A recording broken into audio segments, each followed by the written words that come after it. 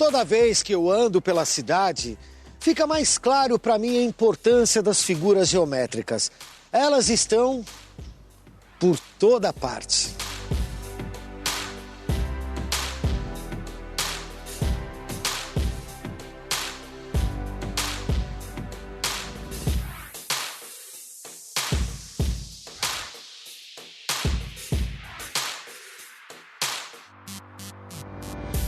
Mas se a gente reparar bem, vai perceber que a maioria dos objetos com os quais a gente convive no dia a dia não é formada por figuras planas, e sim tridimensionais.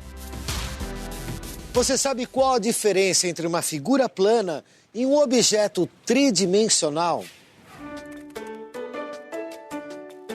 Como o próprio nome diz, uma figura tridimensional é uma figura que tem 3 dimensões, né? Na verdade, nós somos cercados de figuras e imagens tridimensionais, né? É tudo que os corpos, os sólidos, os objetos do dia a dia, tudo que ocupa um lugar no espaço, né? É possível distinguir uma figura plana de uma figura tridimensional. A figura plana possui 2 dimensões.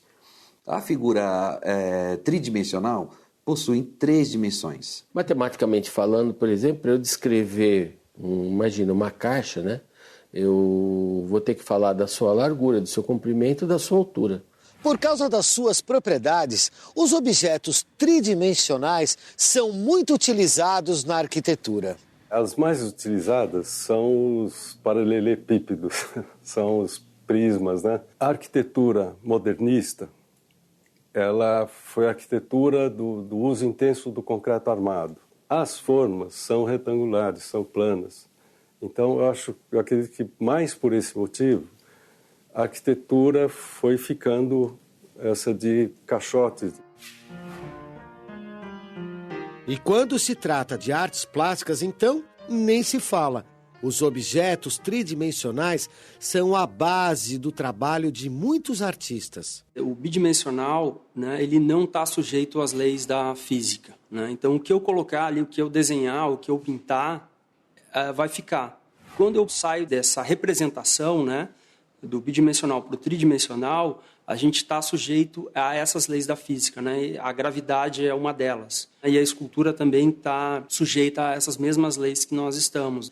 E eu acho que talvez esse seja o link, né, de identificação das pessoas com as peças tridimensionais.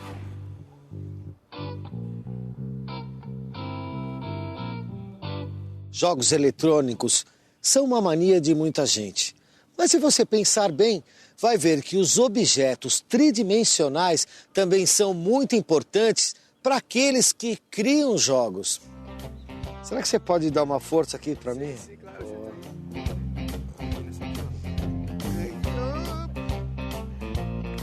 3D facilita para a produção, não só facilita, como abre mais possibilidades. O objeto 3D, simplesmente ele é uma informação de pontos no espaço e uma textura, que é uma imagem que percorre todos esses pontos.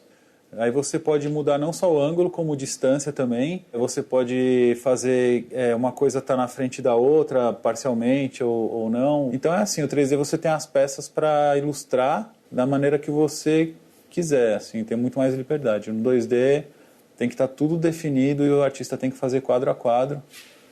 As figuras tridimensionais possuem algumas características importantes de serem observadas. Elas são formadas por figuras bidimensionais, que são as faces. Essas faces, sendo encontradas, formam-se as arestas e os vértices, e também os seus ângulos. Um exemplo de uma figura tridimensional, o cubo. Ele é formado por 6 faces, 12 arestas, 8 vértices e 24 ângulos, formando 90 graus cada um. A partir das características das faces, podemos classificar os objetos tridimensionais delimitados de faces planas. O prisma é uma figura tridimensional formada por faces retangulares e 2 bases, com polígonos congruentes. Esses polígonos, se são regulares, dizemos que esse prisma é um prisma regular. Caso contrário, dizemos que somente são prismas. Eles podem ser retos ou oblíquos. Os retos são aqueles que mantêm os seus ângulos retos. Os prismas oblíquos são aqueles que têm uma leve inclinação. Um dos tipos de prisma mais comuns é o paralelepípedo. Ele está em todo lugar, nos blocos de calçamento de algumas ruas, em embalagens, na arquitetura, em contêineres e até no trânsito, na caçamba dos caminhões de transporte. Um paralelepípedo é uma figura tridimensional, onde suas faces são retangulares e suas bases, tanto a superior como a inferior, também são retangulares. Por isso, também é um prisma. Um caso particular do paralelepípedo que a gente conhece é o cubo, cujas faces são quadradas e também as suas bases são quadradas. São 6 faces quadradas iguais. Outra forma tridimensional bem conhecida é a pirâmide. Pirâmide é uma figura tridimensional formada por uma base poligonal regular ou não, cujas faces são triangulares. Por exemplo, eu posso desenhar aqui uma figura poligonal qualquer. Pego esses vértices e imagino um ponto aqui. Ligo esse segmento de retas em cada um desses vértices que eu acabei de construir. As minhas faces são formadas por triângulos e eu tenho uma base poligonal. Eu tenho uma pirâmide não regular. Se esse desenho for um quadrado, por exemplo, ou for um hexágono, ou for um triângulo, essa base, também posso imaginar esse ponto, unir com segmentos de reta, formando triângulos nas minhas faces e com uma base regular. Mas na verdade, todas essas figuras tridimensionais que a gente viu podem ser consideradas poliedros. Os poliedros são sólidos geométricos delimitados por faces poligonais. Ou seja, os prismas e as pirâmides são exemplos particulares de poliedros. O nome parece complicado, mas a palavra vem do grego, poli, que quer dizer muitos, e edro, que significa base de apoio. Ou seja, poliedro é uma figura com muitas bases de apoio. O poliedro tem algumas características importantes. Primeiro, são delimitadas por faces planas poligonais. As faces, quando se encontram, a sua intersecção, formam-se as arestas. Essas arestas, ao se encontrarem com outras arestas, a intersecção entre elas, formam-se os vértices, que chamamos de bico do poliedro. Os poliedros foram tão importantes que mereceram uma atenção especial de inúmeros estudiosos na história da matemática. Desde a época dos gregos, dos geômetras gregos, que as figuras tridimensionais fascinavam, mas em especial aquelas figuras harmoniosas, simétricas, né? Então, por exemplo, Platão se interessou por aqueles poliedros, né? Que são aquelas figuras, aqueles sólidos tridimensionais com as faces planas, que são polígonos. Ele se interessou por aqueles que as faces são polígonos sempre do mesmo tipo, iguais, né? E polígonos regulares. Então, os chamados poliedros de Platão são poliedros que têm essa característica. Por exemplo, o cubo. O cubo, ele é um sólido tridimensional, né, cujas faces são todas quadrados. E um quadrado, ele é um quadrilátero regular, é um polígono regular de 4 lados.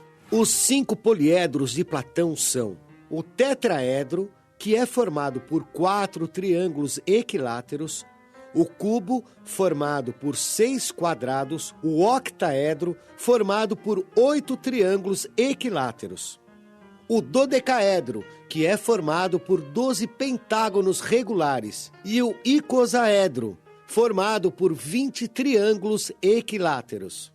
E foi o estudo dos poliedros de Platão que ajudou o astrônomo alemão Johannes Kepler a explicar a posição dos planetas em nosso sistema solar. Os sólidos platônicos, eles estavam na cabeça de todo mundo no Renascimento.